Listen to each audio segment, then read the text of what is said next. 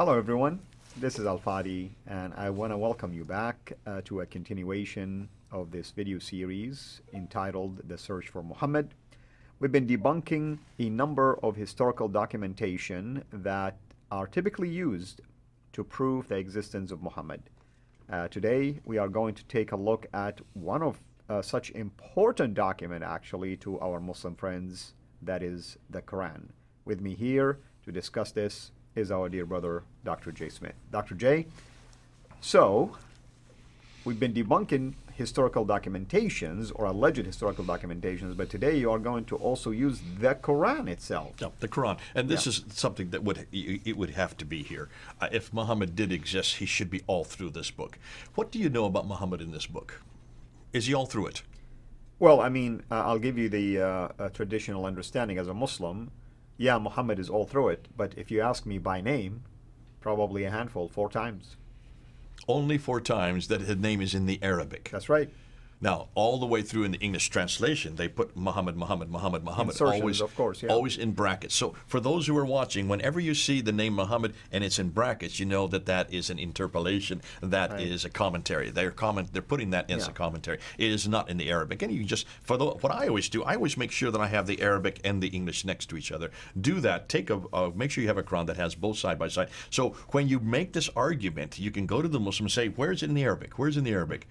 They're assuming it is. It's always, whenever it says representative of God or messenger of God or apostle of God or prophet of God, they assume and they put Muhammad's name in there, where in many cases he should not be there. In fact, if he is so important, if he is the greatest of all prophets, if this whole book was revealed to him and it refers to him over and over and over again, like in the Shahada, there is only one God but God, and Muhammad is his prophet, which is not found in the Quran as one title or as one phrase. It's separated, but the prophet of God, even the name itself means the praised one, is it not? Isn't that what it means in Arabic? At least the translation of the name, yes, or the title.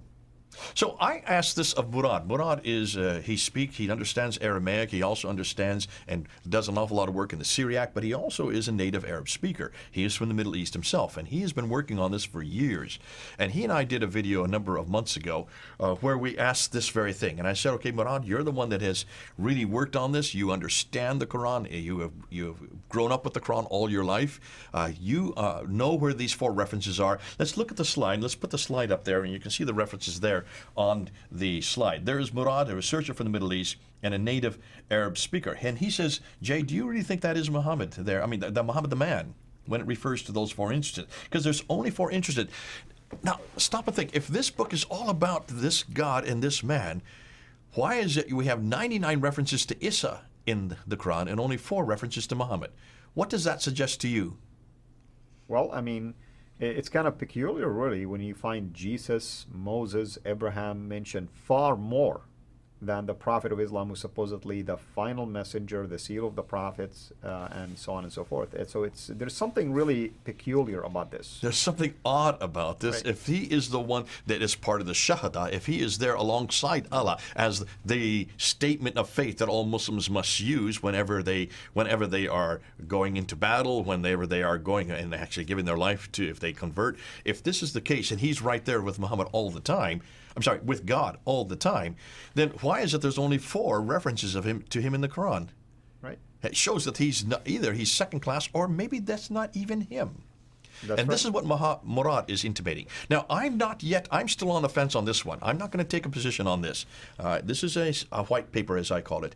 At breakfast this morning, I explained what a white paper is. I don't know if you know what it is or not. Why don't you see if you do know what or not. What do we mean by white paper? Well, just to get a feeler out there, feel an idea, a thought, data, research maybe, and see what kind of peer review or pushback you can get. And governments do this. They do this in Britain all the time. They call them white papers, where they leak something to the press. The press then puts it right across head pages, front cover. People then react. And then the government looks and sees, well, this is a good idea or it's not a good idea. And they look to see what the rebuttals are, and they realize if this is a good, sound doctrine or not a sound doctrine. Well, doctrine would be theological, political position to take, or not a good political position to take. And that's why it's a feeler. You're right. It's just like testing the waters. In some ways, this is what I'm going to do. This is a testing of waters. So we're putting it out there. But Muslims are claiming, this proves that Muhammad had to be there in the 7th century because this was written in the 7th century. We're not going to get into manuscript evidence. We're not going to do that at this point. Otherwise, we could throw that out of the water just to throw that out to show that there are not any manuscripts that early anyways. The manuscripts don't really begin to appear until the 8th century, about 705 and later, except for the lowercase of your Sana manuscript. But let's go and talk about these four. So let's look at them. Let's put the slide back up there.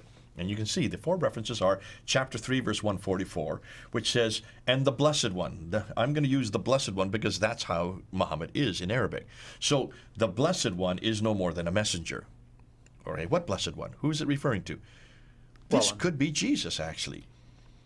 That's what's fascinating. If you look at the context, you can see that. Chapter 33, verse 40. The Blessed One is not the father of any of your men, but he is a messenger of Allah and the last of the prophets. Well, that's fascinating, because that is where they get this injunction from, that Muhammad must be the last of the prophets, without realizing that this could also be the Blessed One. It could be almost anybody. In this case, it could also be Jesus. And this is what Murad is trying to say. Now, I'm not still completely convinced. I know that Mel is convinced, and so is our good friend here that we have here. Robert Spencer is convinced that these are nothing more than the probably person of Jesus, because it's, as we're going to see with the dome and the rock, you can see much the same argument. I'm going to take this position, and I'll say, then this will prove to us something, that someone who is a Christian background who invented, basically a book called the Qur'an, if we're talking about Jesus being the final one, because the Islamic position is that it's Muhammad who is the final one. So we have this tension, and I agree with you that taking a final position on this is a little bit hard right now until you get to the bottom of how. Until you ask yourself, who is the one that takes a position that Muhammad is the final one? Where do you find that? That is found in the Sirah. That is found in the Hadith. That is found in the 9th century. That is found in Abbasid literature. But the Quran also does mention him. Here it mentions him, right, yes. Exactly. Unless you talk about the Spirit. So let's just take this on board. Does this prove that Muhammad is in the 7th century? No, because none of these are from the 7th century to begin with. Nonetheless, chapter 47, verse 2, and believe in that which is sent down to the Blessed One. Okay? Chapter 48, 29, the Blessed One is the messenger of Allah. So this could be anybody who is a messenger, anybody who is, it's twice as messenger of Allah, or who is the last of the prophet, or one who is sent down, the Blessed One. None of them refer to a person called Muhammad, is what Murad is saying. I'm on the fence on that. I'm not going to say yea or nay on that yet. They most likely refer instead to the Blessed One. Note that is what the word Muhammad means, who could very well be Jesus. So his conclusion is, if this is not a man at all, then Muslims cannot use the Quran to support Muhammad's existence in the 7th century, and one of the foundational pillars of Islam begins to fall. So let's put it out there. Let's see how people come back to us on this. I'm not going to suggest that I am holding steady to this.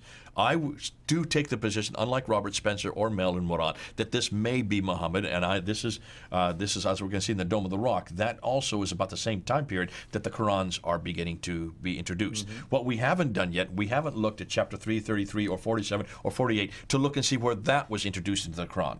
Could be these are all much later renditions, because we know that the Quran was still being introduced as late as 749. We now know that about the Topkapi. The Topkapi, the latest dating for that is 749, 750, about the same time that the Abbasids introduced, which is fascinating because even the type of script that is used there is the Abbasid script. It's called that for a name. Why is it named that? Because they are the ones who introduced that type of script.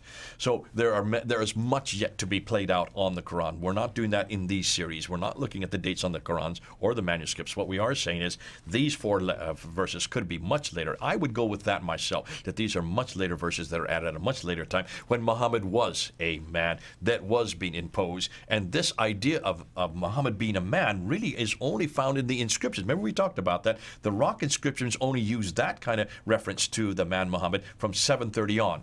That's the 8th century, and that's a good 100 years after Muhammad's death. So what we're saying here is if we rely on these four verses in the Quran, there's a lot of question marks. Huge question marks, especially when you realize that these four verses are probably introduced after 730. Either the verse or the name itself.